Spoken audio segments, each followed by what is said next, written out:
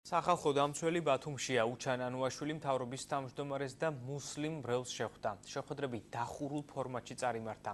რა კომენტარები გაკეთა შეხვედრების დასრულების შემდეგ, ახლა ნახეთ ჯენი კვანტალიანის რეპორტაჟში. ქობულეთში მომხდარ ინციდენტთან დაკავშირებით გამოძიება სამწუხაროდ დღემდე გაჭიანურებულია და ადეკვატური არ არის ის სასჯელი, რომელიც ინციდენტს მოჰყვა. ეს კომენტარი საქართველოს სახალხო დამცველმა უჩან ანუაშვილმა ქობულეთში მუსლიმანურ პანსიონთან ღორის დაკვლის ფაქტზე გააკეთა. ანუაშვილს მიაჩნია, რომ მუსლიმმა მრევლმა თავი დისკრიმინირებულად არ უნდა იგრძნოს. ჩვენ რა თქმა უნდა შევეცდებით, რომ სახელმწიფო უწყებებთან მივიტანოთ ის გულის ტკივილი, რაც მათ გააჩნიათ კონკრეტულ ფაქტებთან დაკავშირებით.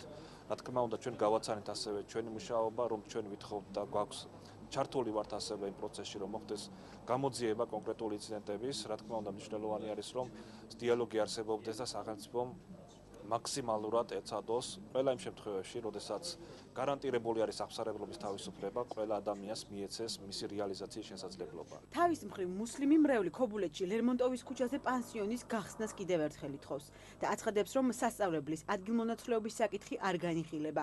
სრულიად საქართველოს მუფთის ჯემალ პაქსაძის განცხადებით, გუშინ პრემიერ-მინისტრთან 4 საათიანი შეხვედრა შედგა, რომელსაც საქართველოს სხვადასხვა კუთხიდან ჩასული მუფთებიც ესწრებოდნენ.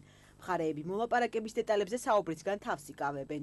არც ერთი თემა ამ ეტაპისთვის არაა გადაწყვეტილი. არის შესწავლის თემები, რომლებიც ასევე იგივე როგორც დაგვირდა ბატონმა პრემიერმა და უახლეს ესე იგი დროში იქნება გადაწყვეტილიო ასეთი საუბარი დასრულდა ჩვენი შეხვედრით. ზუსტი ვადები არ დასახელდა. ზუსტი თარიღი და ვადა არ ქონია. შეხვედრის. არ. ალტერნატიულ ფართზე არაა ჯერ საუბარი, არც მიდის საუბარი. ჩვენი მთავარი მოთხოვნა ის არის, რომ ჩვენ იქ გვაქვს შენობა და იმ შენობაში უნდა გაიხსნას სასწავლებელი. მნიშვნელოვანი და პროდუქტიული. ასე აფასებს არჩილ ხაბაძე უჩან ანუაშვილთან შეხვედრას.